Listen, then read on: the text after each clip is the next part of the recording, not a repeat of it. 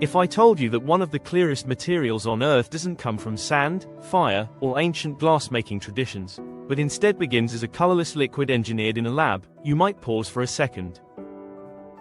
Acrylic glass looks so familiar, so natural, that most people assume it's just another type of glass. It isn't. It's something entirely different. Lighter than glass, tougher than glass, and in many ways smarter than glass.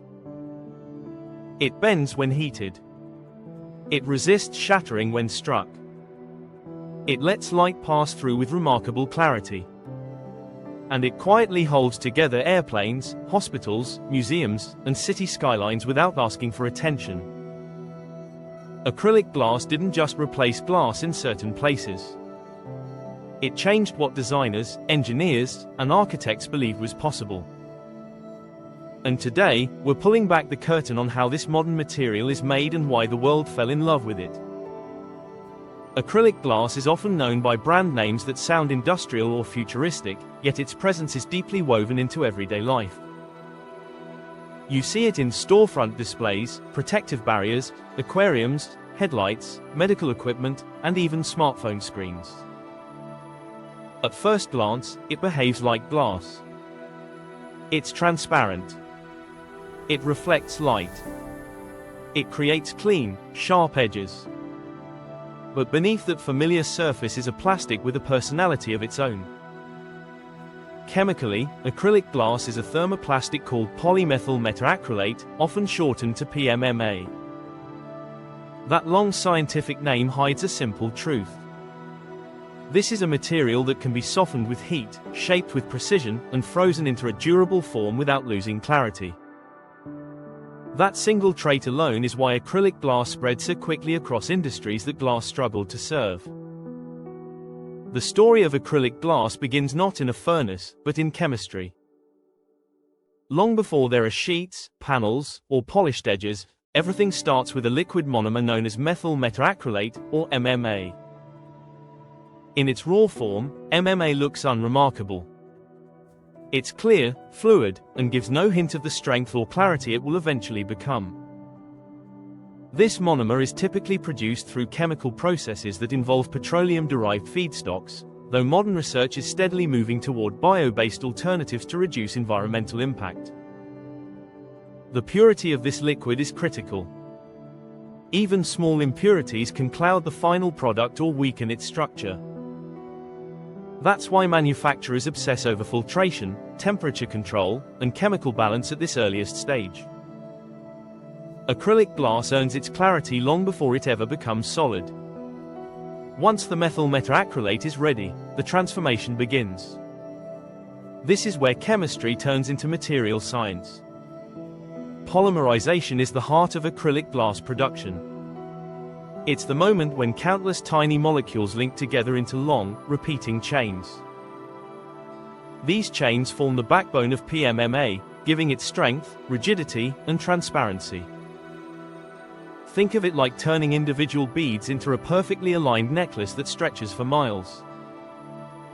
The way these chains form, and how tightly they bond, determines how the acrylic will behave in the real world.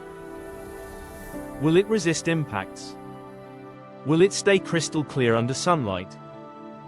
Will it scratch easily or hold its finish for decades? All of that is decided here. There are two main paths manufacturers can take during polymerization, and each one creates a slightly different personality in the final acrylic. One method is casting, sometimes called bulk polymerization. In this process, liquid MMA is poured into molds, often sandwiched between polished glass plates. Heat or ultraviolet light activates a catalyst, triggering the polymer chains to form slowly and evenly. This slow, controlled reaction produces cast acrylic sheets with exceptional optical clarity and uniform structure. Cast acrylic is prized for applications where appearance matters most, such as museum displays, aquariums, architectural panels, and premium signage.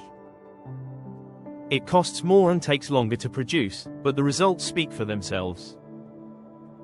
The second method focuses on efficiency and volume. Suspension polymerization creates acrylic in small bead form rather than large sheets. Here, MMA is suspended in water with stabilizing agents that prevent the droplets from merging. Heat initiates polymerization inside each tiny droplet, forming solid PMMA beads. These beads are later dried, melted, and reshaped through extrusion or injection molding. This approach is ideal for producing large quantities of acrylic components with consistent properties. It's widely used in manufacturing lenses, automotive parts, housings, and everyday plastic items that require clarity but not museum-grade perfection. After polymerization, acrylic enters its most visually dramatic phase: shaping. This is where liquid chemistry becomes physical form. Acrylic can be poured, pressed, extruded, or molded depending on the desired outcome. Large flat sheets are created by casting or extrusion and then cooled slowly to prevent internal stress. Tubes and rods are formed by forcing molten acrylic through precision dies. Complex shapes are injection molded under pressure, allowing for fine details and tight tolerances. Unlike traditional glass, acrylic doesn't demand extreme temperatures to be shaped.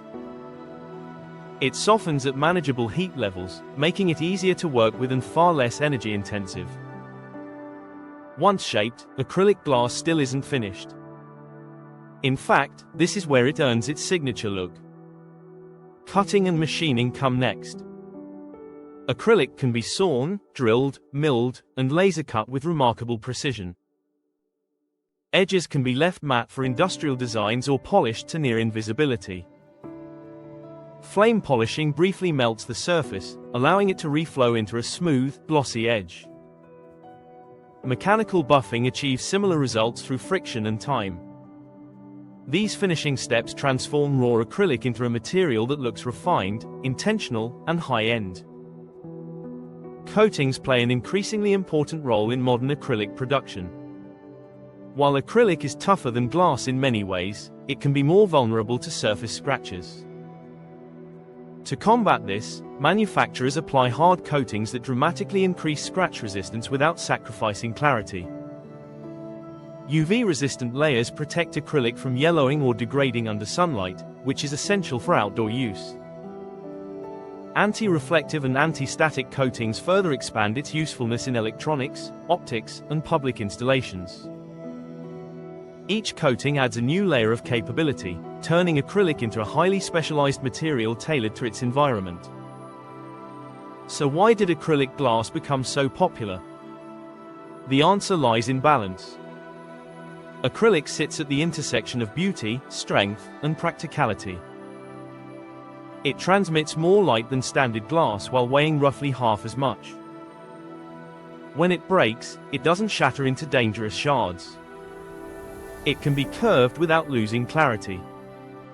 It resists weather, moisture, and many chemicals.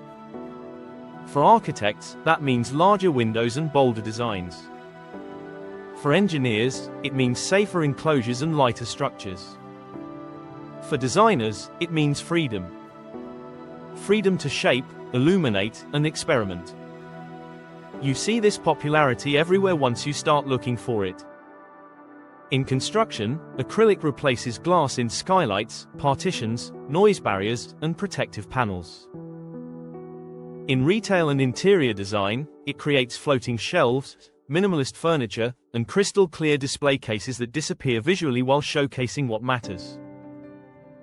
In transportation, acrylic forms aircraft windows, motorcycle windshields, and vehicle lighting covers where strength and visibility are non-negotiable. In medicine, it appears in incubators, surgical equipment, protective shields, and even implants thanks to its biocompatibility and stability. Acrylic glass also thrives in places where glass simply can't survive. Large aquariums rely on thick acrylic panels that withstand immense water pressure without distorting the view. Museums use acrylic to protect priceless artifacts while maintaining visual transparency. Laboratories depend on it for safety enclosures that resist chemicals and impacts. Even modern art installations push acrylic to its limits, using its ability to bend light and color in ways glass never could. There's also an environmental conversation unfolding around acrylic. While traditional acrylic production relies heavily on fossil fuels, advances in recycling and bio-based feedstocks are reshaping its future. Acrylic can be recycled chemically back into its original monomer, allowing for closed-loop systems where old material becomes new again without loss of quality. Researchers are actively developing greener production methods that preserve acrylic's benefits while reducing its footprint. This evolution is helping acrylic remain relevant in a world increasingly focused on sustainability.